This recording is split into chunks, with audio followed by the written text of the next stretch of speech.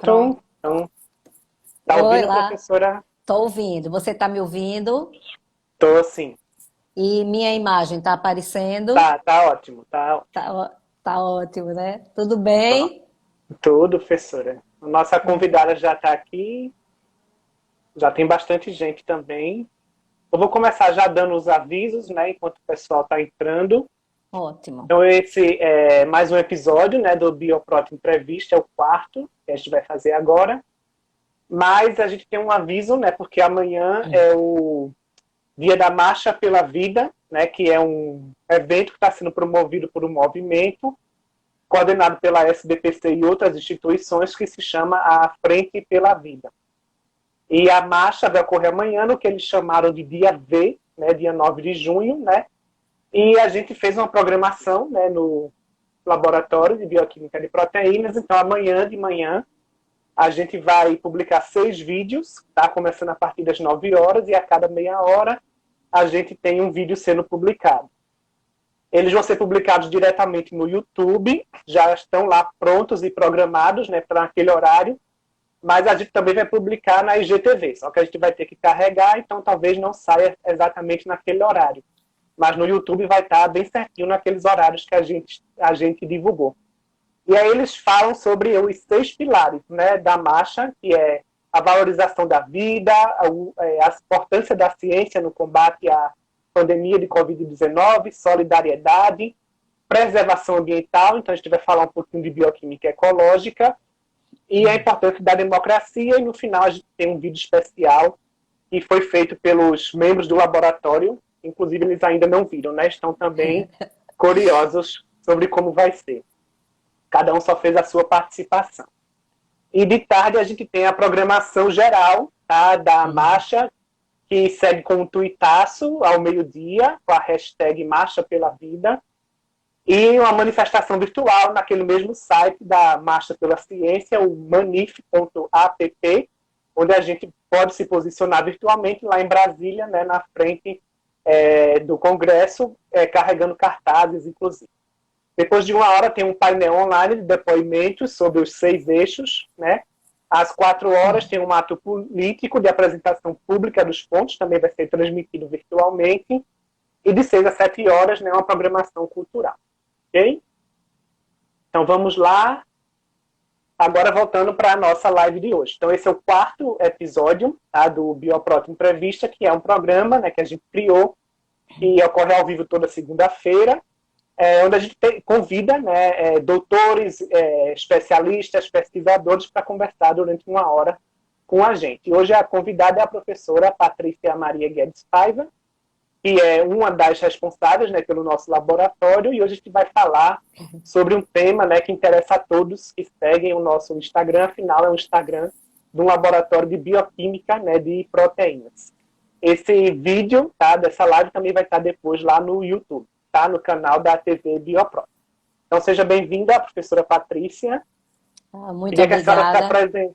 Queria que a senhora se apresentasse, né, e falasse um pouquinho sobre esse momento de estar aqui nessa live. Então, muito obrigada, Tiago, pelo convite, não é? O laboratório, realmente eu estou muito feliz com essa entrada em massa na mídia, né? Estão me ouvindo direitinho? Tá ouvindo direitinho, Sim. Tiago? E daí eu sou Patrícia Paiva, né? Já trabalho há bastante tempo lá no Laboratório de Bioquímica de Proteínas. Na realidade, eu fiz meu mestrado nesse laboratório e depois, então, eu ingressei para ser docente da UFPE e continuei na linha de purificação de proteínas, inicialmente só com lectinas, que são proteínas, vou já o dizer porque eu vou falar tanto nelas, né? Sim. São proteínas que apresentam sítios de ligação a carboidrato e, portanto, nós seguimos a atividade biológica dessa proteína através da atividade hemaglutinante, que é devido à interação dessa proteína com os carboidratos da superfície do eritrócito. Então, eu comecei com lectinas e depois eu fui para o doutorado na Escola Paulista de Medicina e lá meu orientador, o Dr. Cláudio Sampaio, trabalhava com inibidores de proteínas e daí eu ampliei o meu leque de classes de proteínas e trabalhei lá com as lectinas, é claro, com proteínas, inibidoras de protease, com protease e com proteínas de reserva. Então, eu fiz uma imersão nas diversas classes de proteínas, que foi muito útil para a minha volta aqui, Sim, para exercer aqui na atividade no laboratório. ok. E aí, então, vamos começar, né, a nossa entrevista. E tem a primeira pergunta aqui. A gente faz um tempinho, né, logo quando a gente lançou o programa, que a gente colocou uma caixinha de perguntas sobre o que você queria saber sobre purificação de proteínas. E uma das que a gente recebeu é mais ou menos essa primeira, né, que a gente vai fazer. Então, o que é importante a gente saber, o que é que a gente precisa saber antes de começar um processo de purificação, a purificar uma proteína? Bem, muito interessante essa questão. O purificador de proteínas, a primeira coisa que ele tem que ter em mente é que não existe receita pronta. Tá certo? Então, cada proteína tem a sua estrutura primária, a sua sequência de aminoácidos, e a disposição desses aminoácidos na cadeia polipeptídica é que faz com que esses aminoácidos possam interagir entre si. E a soma resultante dessas interações é que faz que a proteína se dobre no espaço, ou seja, assuma a sua conformação nativa. Então, como cada proteína vai ter uma sequência de aminoácidos, cada uma vai assumir a sua conformação nativa. E essa conformação nativa, ela é responsiva às condições do meio, pH, fociônica, temperatura. Então, se cada proteína tem a sua composição aminoácidica, cada uma vai ter a sua estrutura conformacional e cada uma vai se comportar diferentemente nos métodos de extração e purificação. Por isso que não existe receita pronta. Né? Outra coisa que eu gostaria de falar um pouquinho nessa abordagem é que não existem etapas mais nobres ou menos nobres no procedimento de purificação, tá certo? Então, eu noto na minha prática de orientadora que os alunos, eles criam pouca, digamos, expectativas, né, nas etapas iniciais, que é a etapa de extração Sim. e obtenção de frações ricas em proteínas. Tá? Eles se apaixonam pelas etapas finais, onde ele já está vendo a sua proteína, no SDS Page, que ele está vendo a massa, a composição de subunidades, numa bidimensional, que ele já está vendo a bandinha estacionada lá no ponto isoelétrico, ou numa coluna de geofiltração, que ele está vendo a massa molecular nativa. Tá certo? Mas ele tem que pensar que se ele partir de uma preparação bruta muito suja, suja no sentido de que com muitos contaminantes proteicos e não proteicos, ele vai ter muito mais trabalho para se livrar desses contaminantes. Outra coisa importante para um purificador de proteína é que ele tem que estar sempre atento ao que ele está fazendo. Ou seja, ele tem que acompanhar em tempo real o experimento dele, porque só assim ele pode interferir naquele experimento. Nada daquela história, coloquei um extrato, fui para uma disciplina, tá? Então, eu já cansei de contar o número de vezes que eu chego no laboratório e está o extrato lá parado, a solução de extração em cima, o sedimento lá, aprisionando a barrinha magnética, nada está agitando, nada está extraindo. Então, ele pediu para um colega olhar, mas o colega está responsável pelos experimentos dele. Então, ele vai passar uma olhadinha. Então, se você está extraindo há 3 horas, e se tiver 1 hora ou 2 aquilo parado, você não está extraindo há 3 horas. Tá certo? Então, você nunca mais vai poder reproduzir aquele experimento. E mais uma coisa ainda nessa abordagem. Deixar aqui eu falo muito, mas vou só bater mais essa. A importância do seu caderno de protocolo. Tá? Quem é meu aluno sabe a importância que eu dou ao caderno de protocolo. O caderno, o seu caderno, não é o do laboratório, o seu caderno, ele tem que ser o seu diário de bancada. Ele tem que refletir exatamente aquilo que você está fazendo na bancada. Então, vai fazer um cálculo, faz o cálculo no caderno. As pessoas amam papelzinho. Pega um papelzinho, põe dentro do caderno, tem vários rascunhos. Enquanto tiver local, espaço, eles estão fazendo conta. Encheu, eles jogam fora. Tá? Mas deixa eu dar um exemplo de uma importância que aconteceu na minha prática, né, como orientadora. Eu tinha uma aluna que estava há muito tempo tentando purificar a proteína e não conseguia. Um dia ela conseguiu purificar a proteína, me mostrou a proteína homogênea, uma bandinha só, alta concentração de proteína, alta atividade hemaglutinante, que era uma lectina. Ou seja, o sonho de consumo de um purificador de proteínas. Eu digo, pronto, agora vá produzir em massa para a gente poder estudar e caracterizar essa proteína. Nunca, ela não conseguia reproduzir e não tinha mudado nada de reagente, de lote, de matriz, nada. Então, nos debruçamos no caderno e achamos o motivo por ela ter conseguido purificar. Ela tinha errado o cálculo da molaridade do tampão e ela tinha Sim. trabalhado com uma molaridade muito mais elevada. E foi isso que resultou na purificação da proteína. Se ela tivesse jogado fora o papelzinho, ela ia demorar um tempão ou talvez nunca achasse essa condição.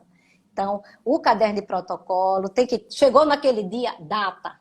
Hoje eu vou fazer, escreve lá a data. Toda a preparação que sair daquele dia, daquele experimento, tem que ter aquela data. Porque aí você associa o seu vidrinho que está no freezer ao seu caderno de protocolo. E você vai saber exatamente o que aconteceu naquele dia. Então, o caderno de protocolo é essencial.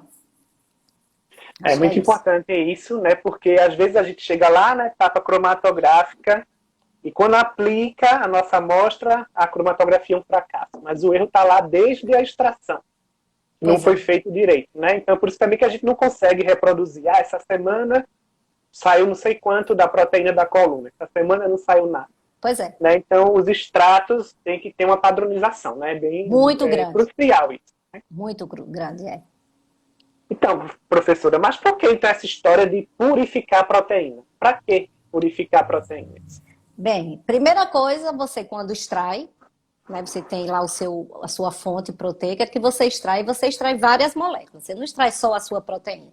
Você extrai Sim. sua proteína, outras proteínas e outros componentes, outras biomoléculas, carboidratos, metabólitos secundários, ácido nucleico, um monte de coisa. É uma sopa. Por isso que é um extrato bruto, não é? Você tem várias moléculas ali. Bem, qual dessas moléculas vai ser a responsável por aquela atividade biológica que você está vendo? Para você saber disso, você precisa, por exemplo, vai que aquele extrato tem atividade antimicrobiana. Quem é a molécula responsável? Você está Uhum. torcendo que seja a sua proteína, torcendo, tá? Mas pode ser que não seja. Então, você só vai saber disso se você isolar a sua proteína e, com isso, você testar ela sozinha. Testou, teve atividade, a massa, ela é o princípio ativo daquela preparação. Mas vamos fazer de conta que essa atividade antimicrobiana que você tinha visto era muito mais alta no extrato. Por que será que quando você purificou a sua proteína, essa atividade foi mais baixa? Talvez ela não seja o único componente princípio ativo daquela preparação bruta. Tenha ela e tenha outros componentes ali naquela sopa. Então, mas você vai Uhum. poder dizer, ela é um dos princípios ativos.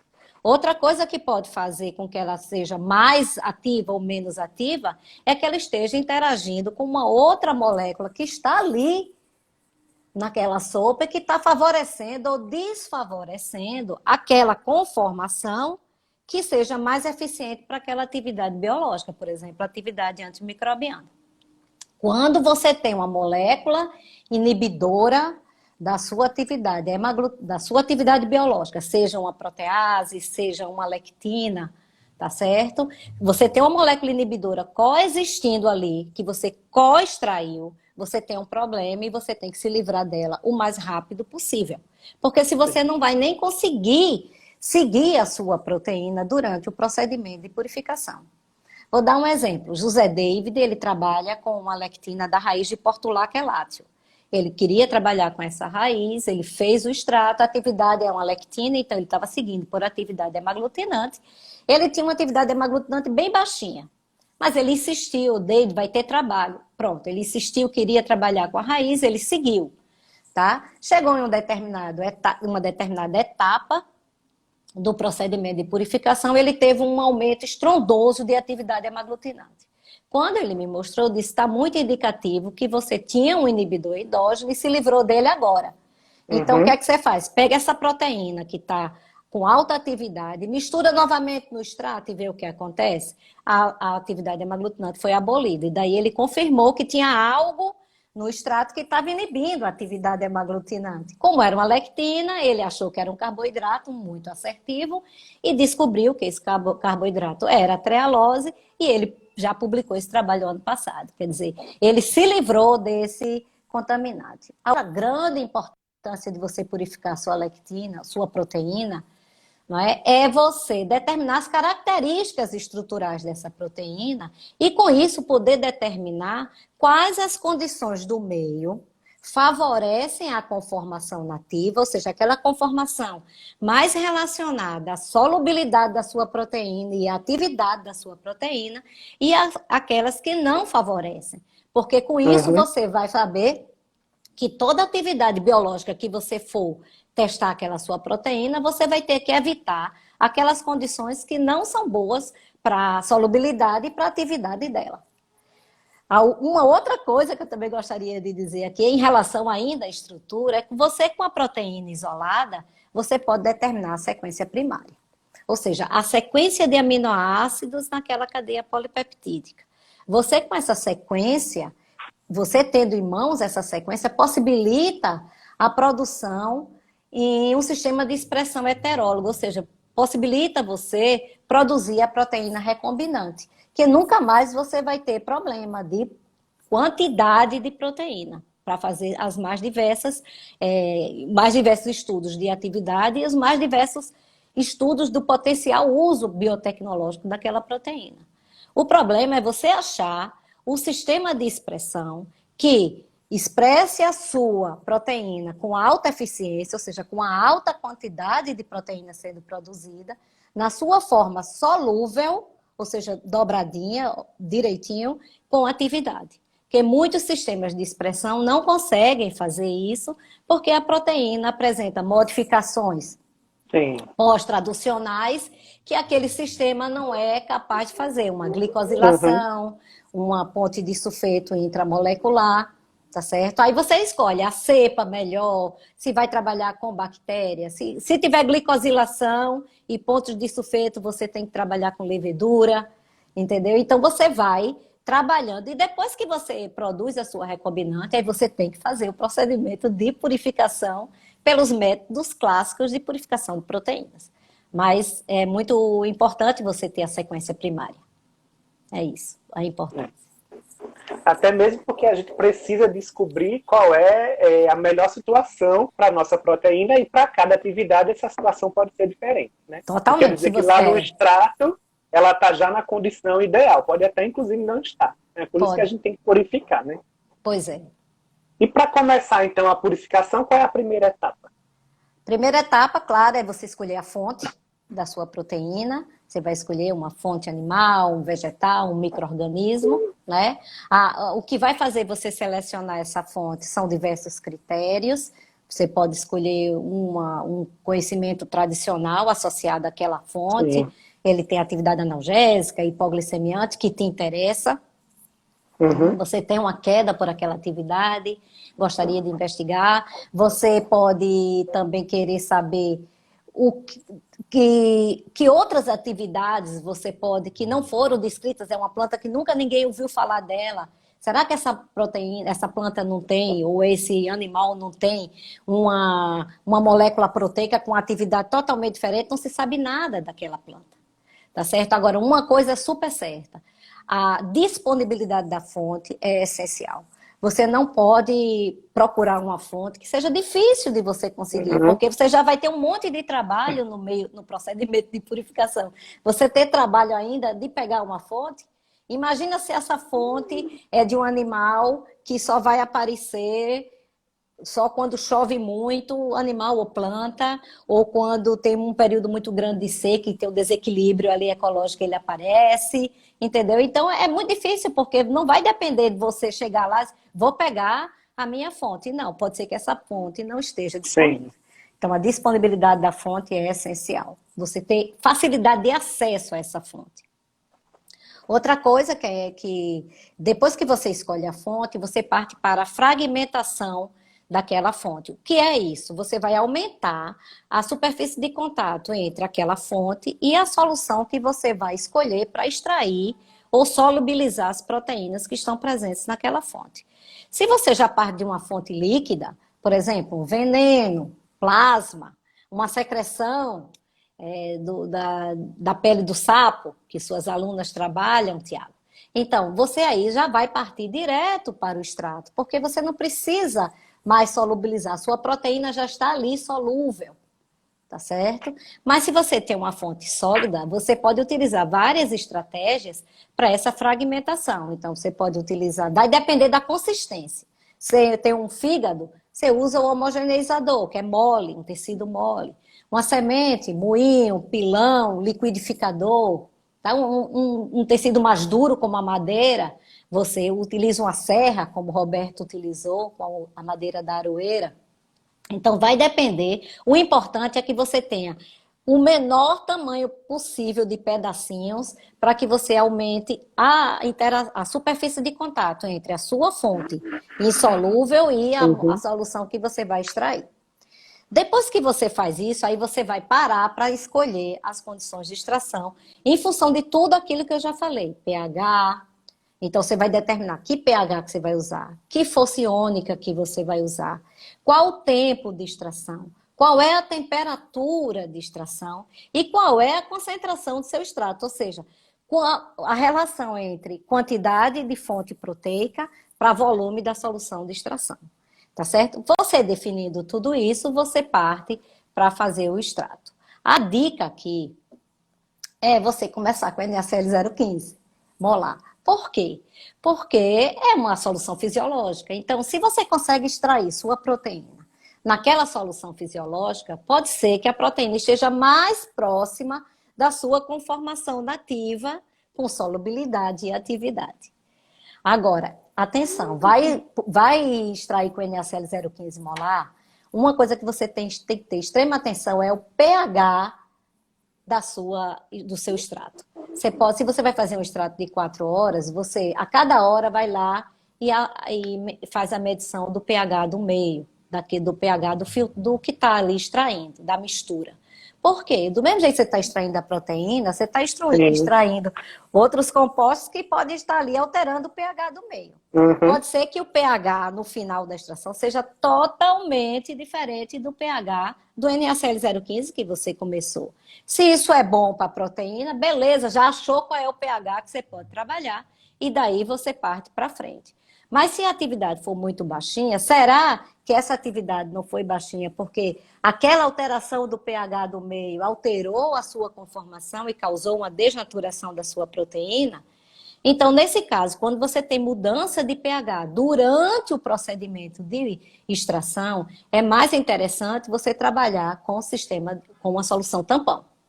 Porque o tampão vai manter o pH do meio estável, evitando essas trocas bruscas no pH do meio, que pode ser muito danoso para a sua proteína. Então, eu acho que tem outra coisa.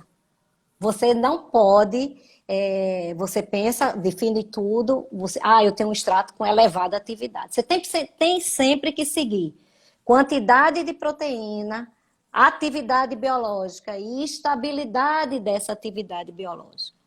Não adianta você ter um extrato extremamente ativo. Tem hoje, coloca para congelar, quando vai descongelar no dia seguinte, não tem mais nenhuma atividade. O que aconteceu? Você tinha uma atividade extremamente elevada e sumiu essa atividade. Então, talvez aquelas condições do meio que foram importantes e foram muito legais para extrair a sua proteína e deixar ela numa atividade muito elevada, seja uma estrutura que não tem estabilidade. Então, e ela está muito sujeita às condições ambientais. Então, vai ali, congelou, ela já foi. Tá? Então, eu acho interessante quando fazer o extrato, no dia já separar alíquotas e no dia seguinte passar o dia congela, descongela e ver como é que está a estabilidade da sua proteína. Porque uma coisa pode acontecer também, você não ter mais atividade no dia seguinte, mas isso não ser devido à desnaturação da proteína, e sim ser devido a que ela não está mais ali. Como assim a proteína estava e não está mais? Pode ser que você tenha extraído junto com a sua proteína uma protease que ama a sua proteína e vai lá, hidrolisa, faz a proteólise da sua proteína. Então, nesse caso, o que é que você vai saber? Vai fazer? Vai primeiro identificar se tem atividade proteolítica, faz uma atividade, um ensaio enzimático para protease, Ah, tem protease. Eita, agora pronto. Não posso mais usar esse tampão que foi tão bom para extrair minha proteína, que me deu tão alta atividade. Pode, mas você pode misturar nesse tampão de extração um coquetel de inibidores. Por que um coquetel? Porque não um só. Inibidor sintético, claro. Você não vai poder colocar aí um inibidor de protease proteico, como o que o doutor Emanuel falou na primeira live aqui. Porque se você for botar um inibidor proteico ali, você só vai contaminar seu extrato e pior, com uma proteína que vem de uma outra fonte totalmente diferente daquela, que é um horror, tá certo? Então você faz o quê? Como você não sabe qual é a classe de protease que está ali, você bota ali naquele coquetel, pracisteíno protease, asparto protease, serino protease, metalo protease, faz um coquetelzinho. Coloca ali e vê se sua enzima está inibida. Ah, mas não tenho esses inibidores todos e agora vou ficar parada? Não, você não está com aquele extrato que tem a protease. Não tem mais a sua atividade, por exemplo, se era uma lectina, não tem mais atividade lectínica, mas você pode, então, avaliar quais as condições que você pode fazer para que aquela protease esteja mais calminha ou mais inibida totalmente.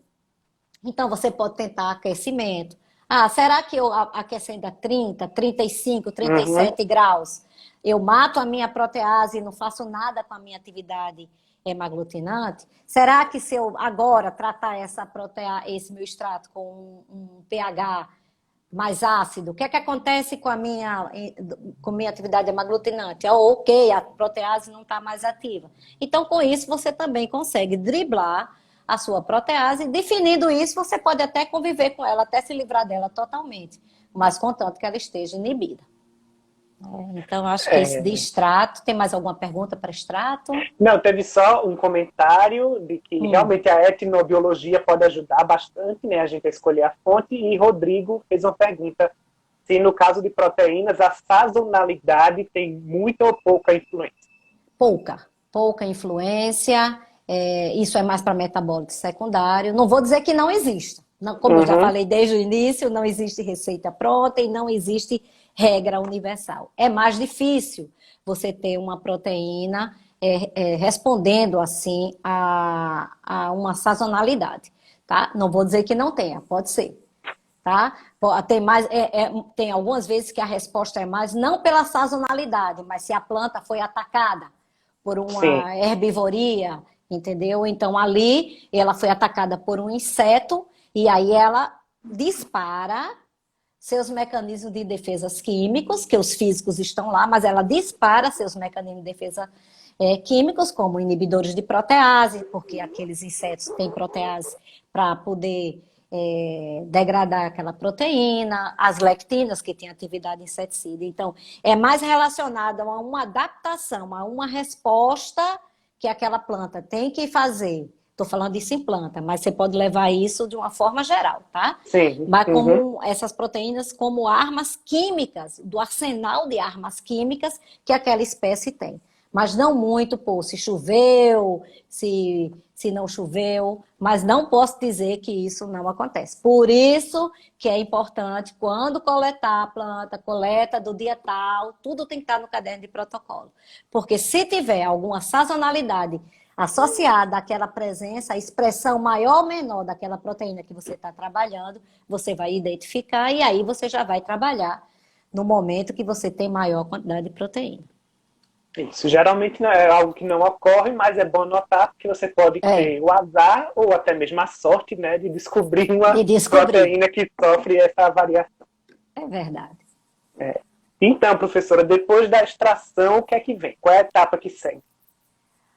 Não tem receitinha pronta, mas vamos fazer de conta que você terminou com seu extrato, mas um extrato super diluído, ou seja, você tem 1 litro de extrato com 0,5 miligramas por ml. Sim. Tá? Quer dizer, você para conseguir uma boa quantidade de proteína daquele extrato para aplicar numa coluna, nas etapas seguintes, você vai ter que ter um volume muito grande para ter uma quantidade expressiva de proteína naquela sua amostra que você vai trabalhar. Então, isso inviabiliza muitas etapas posteriores a essa aqui. Então, nesse caso, você vai partir para a obtenção de frações concentradas da sua proteína. Esse não vai ser um problema se você tiver, por exemplo, um extrato 50 miligramas por ml. Você pode partir para frente. Mas vai que você está com o extrato diluído. Então, tem vários modos de você precipitar a proteína da solução, ou seja, obter uma fração rica, você vai ter um precipitado contendo proteínas, a sua e outras, tá? Então, pode usar tricloracético, polietileno glicol, tá? Polieletrólitos, mas é o método mais comum para você tirar a proteína de solução, ou seja, obter um precipitado rico em proteínas, é a utilização do sulfato de amônio. O sulfato de amônio é um sal extremamente hidrofílico, e isso facilita muito a vida, porque você pode ter concentrações molares, ou seja, altas saturações, altas concentrações daquele sal, e depois você se livra facilmente dele por diálise. Porque ele gosta tanto de água que ele vai sair da membraninha que está dentro da membraninha de diálise, ele vai para o meio que você está dialisando. Então, você é fácil de sair. A outra grande vantagem do sulfato de amônio é que, além dele ser possível obter frações ricas em proteínas, ele também pode servir já como um método de purificação parcial, ou seja, de separação da sua proteína de outras. Como ele faz isso? A precipitação de proteínas, ela é dependente da sua solubilidade. Ou seja, proteínas menos solúveis têm a camada de solvatação menorzinha do que proteínas mais solúveis, que têm uma camada de solvatação, que é a camada de água, né, maior. Então, para você retirar a camada de água daquela proteína que tem pequenininha a camada, você vai usar pouquinho, uma saturação baixa de sulfato de amônio, tipo 20% de sulfato de amônio. Tá? Mas para você tirar aquela proteína que é extremamente solúvel da solução, você vai precisar utilizar uma concentração muito mais elevada do sal. Então, com isso, com base na solubilidade das proteínas presentes naquele seu extrato, você pode fazer fracionamento, escadas de fracionamento tipo 0 a 20, 20 a 40, 40 a 60, 60 a 80% de sal. Você chega a 80% de sal, é possível, pela solubilidade do sulfato de amônio, você consegue chegar nessa saturação. Então, aí depois que você tem a primeira vez que você está fazendo, você faz todo esse escalonamento, você já sabe a quantidade de sal que vai colocar ali, miligramas, para ter aquela saturação, você dialisa todo mundo, tira todo mundo o sal, e aí você vai testar proteína e atividade. Seja uma atividade hemaglutinante, seja uma atividade de enzima, depende do que você está seguindo, tá? Então, vamos fazer de conta que você consegue encher sua proteína, ela está principalmente concentrada na fração 0 a 20. Pronto, essa vai ser a fração que você vai seguir com ela. As outras não te interessam porque tinham as outras proteínas, mas que não era a sua proteína de interesse, e aí você já se livrou dessas todinhas, tá? Mas vamos ver a outra situação que é muito comum. Você tem atividade na 0 a 20, na 20 a 40, na 40 a 60. Adiantou, você não está conseguindo selecionar a sua proteína com base na solubilidade dela em uma fração única. Então, você só está perdendo ela nas várias frações. Então, nesse caso, não vale a pena você estar fazendo todas essas escadas de saturação. Então, você tem a atividade dela até 60%, você faz uma fração 0 a 60. Precipita todas aquelas proteínas, você tem, então, uma fração super rica de proteína, a sua e as outras. Tá? Então, é isso que é a etapa seguinte, é a obtenção dessas frações ricas, se você tem um extrato diluído. Ok, então depois dessa etapa, né, que seguiu a extração, acredito que vem as etapas cromatográficas. Cromatográficas, né? E aí poderia falar um pouquinho sobre os métodos cromatográficos que são usados para purificar proteínas? Certo, os mais usados, né, que eu vou falar aqui. Então, esses métodos cromatográficos, todos eles usam matrizes, então eu posso usar o nome matriz, suporte ou gel. Por favor, desculpem, mas eu uso sempre os três, então eu estou dizendo a mesma coisa, tá? Então, todos eles usam matrizes ou suportes, né, que apresentam características distintas. Porque cada suporte cada tipo de cromatografia, ela vai ter um princípio de separação, ou seja, ela vai explorar determinada característica da sua molécula proteica, tá certo? Por exemplo, a cromatografia ditroquiônica, ela vai selecionar a sua proteína por carga. Sim. Esse é o critério de separação. A cromatografia de afinidade, esse método vai explorar a bioespecificidade, ou seja, a presença de um sítio de ligação bioespecífico. Não vai ver mais a sua proteína como um todo.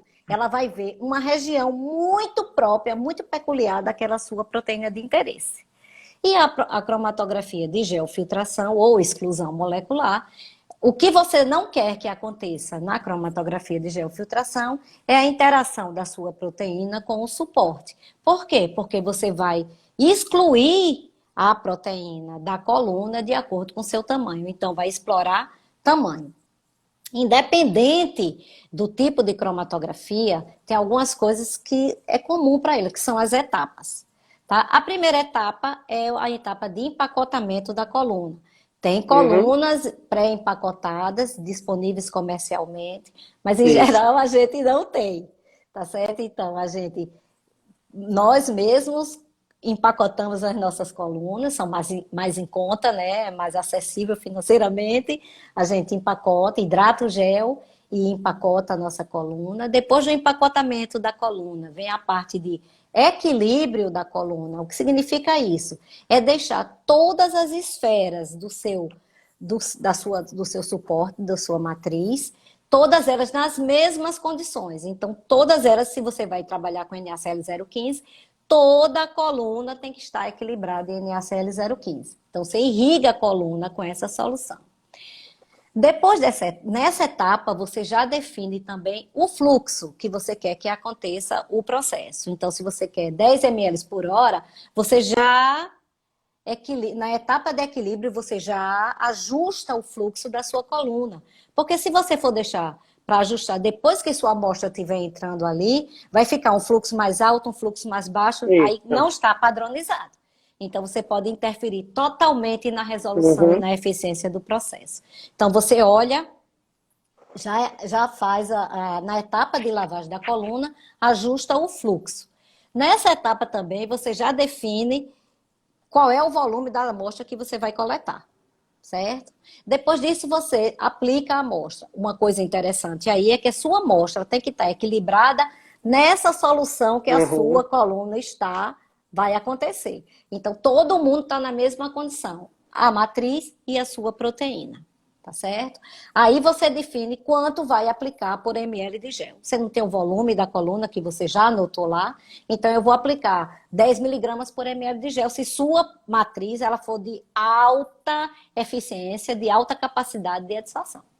Tá? Então, você vai definir se vai entrar com a quantidade tão grande de proteínas. Vai depender da constituição de proteínas da sua amostra, tá? E vai depender da capacidade de retenção da matriz. Depois que você aplica a amostra, vem a etapa de lavagem. O que significa lavagem? Você vai continuar irrigando a coluna com a solução de equilíbrio, porque aí você vai tirar dessa coluna quem estava ali só se encostando, que não estava ali dessorvida na coluna, né, ligada na coluna pela aquele critério de separação da coluna. Então, aquelas ligações inespecíficas, elas vão saindo pela etapa de lavagem. E você vai lavando, seguindo por A280, até não ter mais nenhuma A280, ou seja, tudo que não ligou já saiu ali, que são as frações, que a gente chama frações não adsorvidas. Em seguida, você vem para fazer a etapa de dessorção, ou seja, quebrar a interação da proteína com a matriz e, com isso, conseguir a sua proteína nas frações que você está coletando, tá? Tem várias estratégias de eluição e eu vou falando quando eu for falar especificamente em cada um dos tipos. Depois que você tira a sua proteína, você então faz a etapa de recuperação da coluna, que é colocar uma alta força iônica nessa coluna, ou se ela aguentar, um extremo de pH, seja alcalino ou seja ácido, para limpar a sua coluna e aí depois já está pronta para um novo ciclo cromatográfico. Agora, é interessante, a primeira vez, uma dica, a primeira vez que você for fazer qualquer procedimento cromatográfico, seguir a eluição da sua proteína, ou seguir a cromatografia, desde as frações não adsorvidas até a etapa de lavagem e limpeza da coluna, todas as frações que você coletou, é interessante seguir por A280, mas também pela atividade biológica. Eu sei, dá trabalho.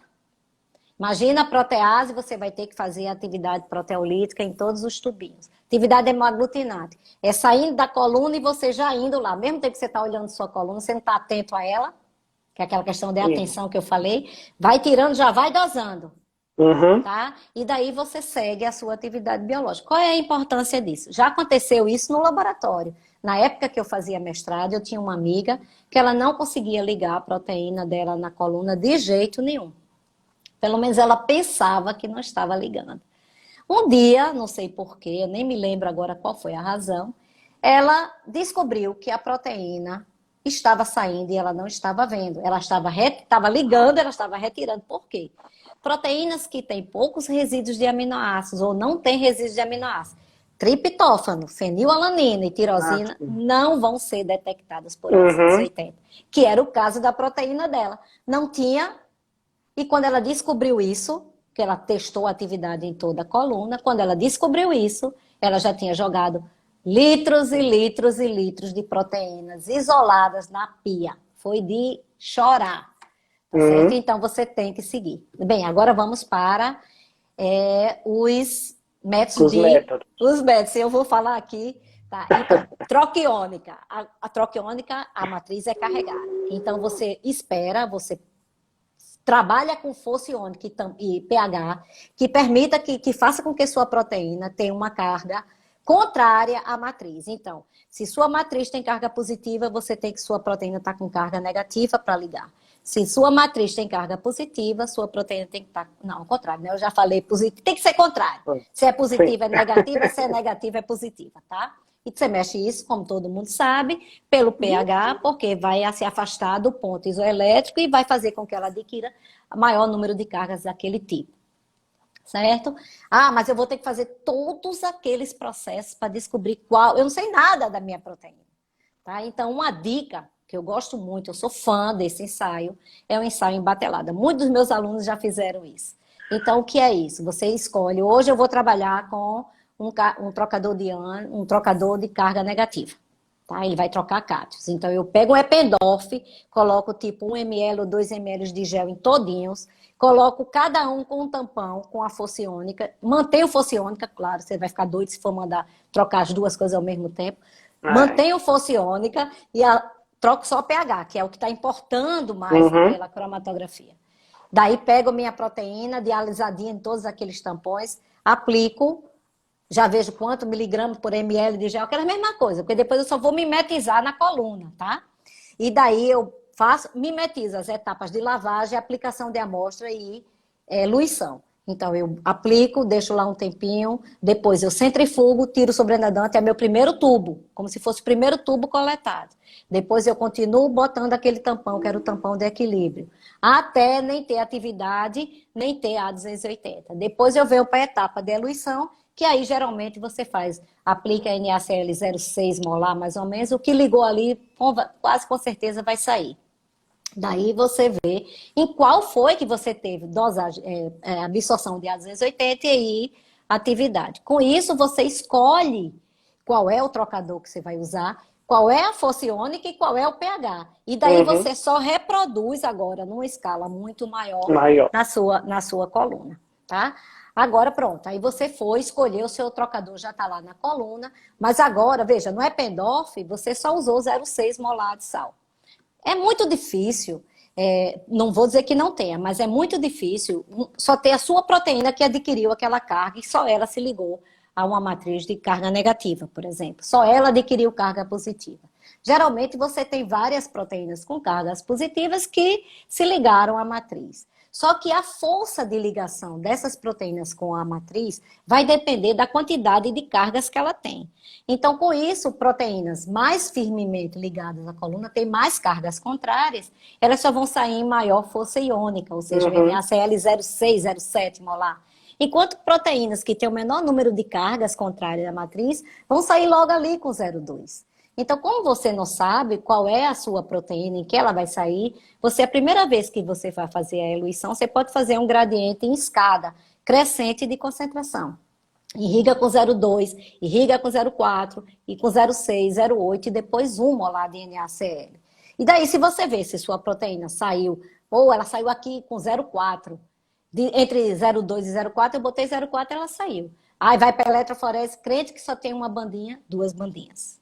Ou seja, tinham 2 proteínas que se ligavam muito similarmente, que saíram nesse degrau da escada. Então, nesse caso, você pode tentar um gradiente linear, crescente de NaCl, de 0 a 1 molar em tantos minutos, e aí sua coluna vai ser irrigada com 0,2, 0,25, 0,3, 0,35, tá certo? E com isso, proteínas que se ligam com diferenças muito sutis àquela matriz, você consegue separar. Tá? Uma coisa importante na troca iônica, algumas vezes você tem desnaturação. E quando sua proteína liga muito forte, você só pode eluir com pH 2, que é muito danoso para a concentração, para a atividade e estrutura da sua proteína. É um pH muito extremo. Então, a saída nesse caso é você colocar nos tubinhos que você está coletando já uma concentração, um volume de NaOH, 1 molar, que seja capaz de neutralizar aquele pH 2 para pH 5, 5,5. Então, você já bota esse volume ali, você testa antes, já coloca ali. Quando você for coletando, já vai coletando nesse NaOH e daí você já neutraliza o meio. E já evita um pouco de desnaturação. A outra é a bioafinidade, a cromatografia de afinidade. Você tem uma matriz que tem nessa matriz um ligante imobilizado. E esse ligante vai ser reconhecido pela proteína que vai passando aqui.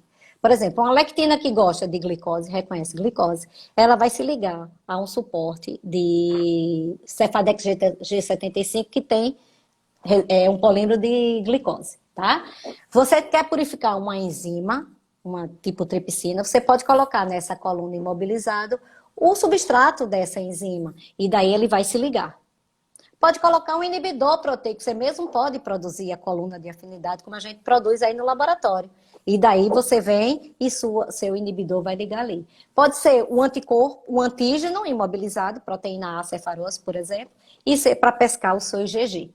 Tá certo? Então, aí a ligação é no sítio de ligação. Então, ela é muito específica. Ela geralmente resulta em proteínas homogêneas. Você pode ter formas moleculares múltiplas, pode ter. A cratilha mesmo tem 4 na semente. Cramol 1, 2, 3 e 4. Que elas são lectinas, mas elas apresentam sutis diferenças nas suas especificidades monossacarídicas. Então, você também pode fazer gradientes de eluição numa cromatografia de afinidade. Mas veja, falei em gradiente de eluição, mas existem 2 tipos de eluição. A eluição bioespecífica e a eluição não bioespecífica. A bioespecífica é irrigar a coluna com a solução competidora, contendo o seu ligante livre, solúvel. Se ligou na Cefadex pela ligação à glicose, passa a glicose. Tá certo?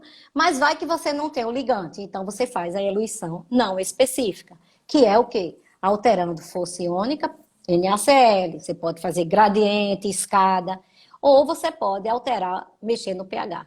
Por exemplo, anticorpo, proteína A cefarose, que é o antígeno, e o anticorpo, também enzima, substrato, geralmente você só quebra essa ligação com pH 2, e aí você usa aquela mesma estratégia de já neutralizar as frações que estão saindo da coluna, certo? A última é a cromatografia de exclusão molecular. Nessa, você não quer que tenha interação com o suporte. Porque se houver interação, a velocidade com que essas proteínas vão migrar na coluna, ela não vai ser de acordo com o tamanho. Isso, vai ser tudo enganação, né? Uma enganação, certo? Então, você aí tem que achar condições que façam com sua proteína não ligue à matriz. Nesse caso, como você quer que as proteínas sejam peneiradas, você tem que dar um leito suficiente para que essa peneira aconteça. Então, as cromatografias de geofiltração, elas são muito longas para dar tempo das proteínas serem Uhum. separadas pelo seu tamanho. Elas têm poros, as matrizes, a característica dessa matriz é ser porosa. Você compra, né, proteínas, já sabe, eu vou comprar uma coluna que tenha limite de exclusão tal, ou seja, até aquele limite eu posso excluir minhas proteínas de alta massa molecular e com isso separar as de pequena massa molecular. Tá certo? Então, você, nesse caso, as proteínas maiores são excluídas primeiro da coluna, porque elas não vão ter um caminho muito longo naquele leito do gel, porque elas não vão conseguir se desviar nos poros, porque elas são muito grandes e não vão conseguir entrar. E as proteínas pequenininhas vão vir em seguida, porque cada poro ela vai se desviar e com isso ela vai demorar mais tempo para sair da coluna. A Uhum. cromatografia de geofiltração você pode usar tanto com fins preparativos, como é esse caso que eu estou falando aqui, mas também pode usar com fins analíticos. Ou seja, você pode definir a massa molecular nativa da proteína, porque ali você não tem SDS no meio, tá? Então você define a massa molecular nativa e com isso você pode dizer, você acha uma subunidade de 30 kilodaltons ou duas subunidades, uma de 30 e uma de 45, e aí você vê que como S vai ser um dímero de tal subunidade ou um trímero das três na geofiltração. Como é que você vai saber a massa da sua proteína por geofiltração? Você calibra a sua coluna, ou seja, você passa na sua coluna nas mesmas condições que você vai trabalhar, você passa um padrão de massa molecular. Você já Uhum. sabe, aquele padrão tem 5 proteínas de massa molecular conhecida, você vai ter 5 picos. Relaciona volume de saída da coluna, o tempo, com a massa, daí você determina a massa da sua proteína. Eu acho que de exclusão é Pronto. isso. É. Então, já caminhando para a gente encerrar, professor, eu vou fazer duas perguntas que teve aqui no Sim, chat. Então, a sim. primeira de Emanuel. Se ele fala sobre a prática de recirculação da amostra, que pode ser feita com o objetivo de aumentar a absorção. Isso é adequado? Quais são as vantagens e desvantagens? Reticulação. O que será que significa reticulação? Recirculação. Recirculação. Isso, acho que o que saiu aplica de Recirculação. novo. Sim. Depende muito. Algumas, aí tem de reticulação. Recirculação então, muitas vezes funciona, outras vezes não. Se você já colocou uma quantidade de proteína que passou da capacidade daquela sua matriz ligar, não vai adiantar. Tá certo? Então, Uhum. nesse caso, eu sou mais a favor de você diminuir o fluxo. Certo. Em vez de recircular, eu acho que vale mais a pena você diminuir o fluxo para permitir que a maioria das suas proteínas adsorvam, tá? Mas só fazendo, tá? Aquela história, não existe receita pronta. Uhum. Faz e vê. Porque muitas vezes você excede a capacidade de absorção da coluna, porque tem outras proteínas naquela mistura que, por impedimento estérico, deixam a sua proteína sem se ligar. E aí, a recircular não vai adiantar nada, porque elas vão Sim. estar todas juntas de novo, certo? E qual é a outra A pergunta? outra é sobre aquele caso da sua amiga que a proteína tinha poucos ou não tinha aminoácidos aromáticos, né? Não dava para detectar pela absorvância 280. Aí Sim. Robson perguntou como é que ela faria então? Se teria outro comprimento de onda, como é que ela detectaria essa proteína? Não, é mais interessante. Ele poderia utilizar um comprimento de onda para ligações peptídeas, mas não, é melhor ir direto para o LORI, tá certo? Viu a atividade Sim. biológica, tá o seu pool, e aí já vai para um método Vai de rastreando por detecção, já atividade, né? vai rastreando por atividade e já vai para um método quantitativo, que não é o Uhum. A280 é qualitativo, então você vai para um método quantitativo. Aí já vai parte direto para o LORI, para o Bradford, tá? Que aí Certo. é mais certo. Que Pronto, mais?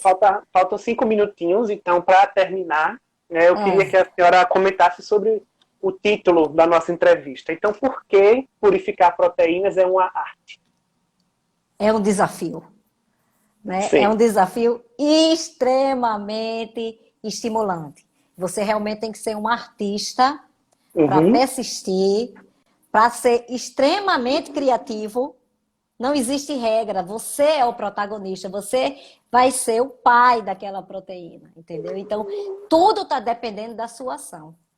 Então, é uma arte, Realmente é de arrepiar, porque é um desafio, eu acho extremamente estimulante, algumas vezes é extremamente desgastante, mas quantos artistas tem por aí que passam um ano para pintar um quadro, Isso. né? Porque ele precisa de inspiração. Agora, inspiração, no caso de proteína, é conhecimento de método, é ler bibliografia relacionada à purificação de proteínas, porque se alguém teve um problema similar ao seu, e se ele publicou é porque ele resolveu. Qual foi a estratégia que ele utilizou? Então, você tem inspiração, mas você precisa conhecer as possibilidades de estratégias que você pode usar.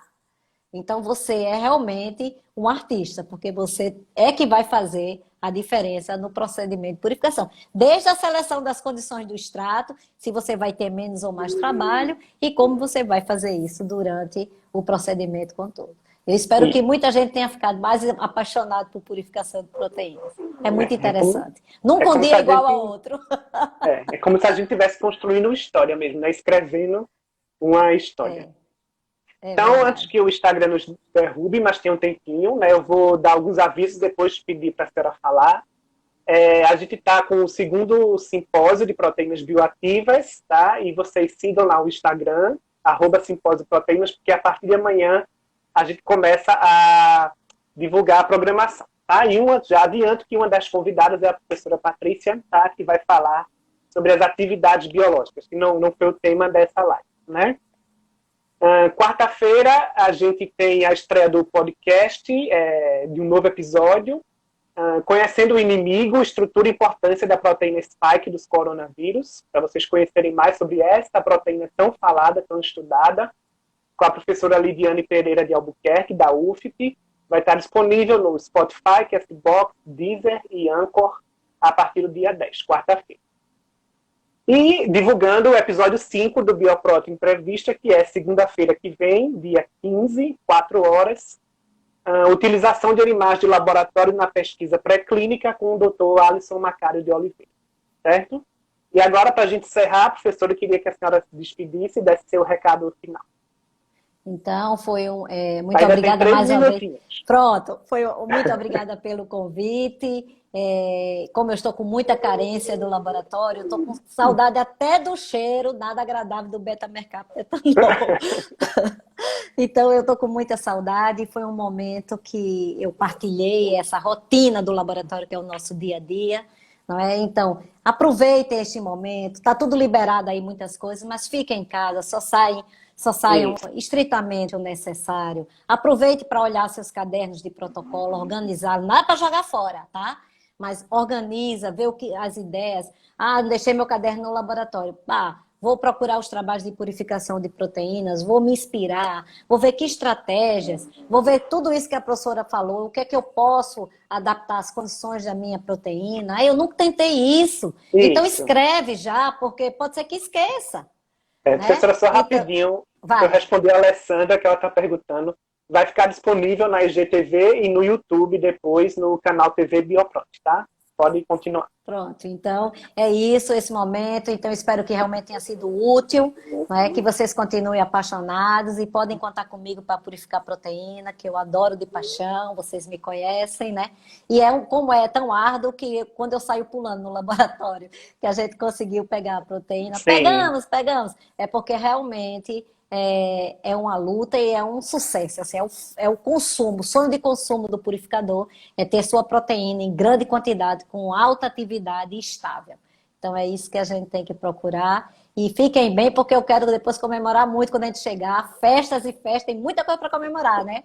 Inclusive toda essa participação na mídia do laboratório. Já fiz podcast, já fiz live. Minha primeira live, eu espero que tenham me saído bem, que tenha sido útil, que vocês tenham realmente gostado e aproveitado. Era isso. Tchau, professora. 15 segundos para a gente cair. Então, tchau, pessoal. Então, amanhã não esqueçam, é a mata pela vida. Tá? Eu não vi nenhuma perguntinha, não consegui ver nenhuma perguntinha aqui. Não vi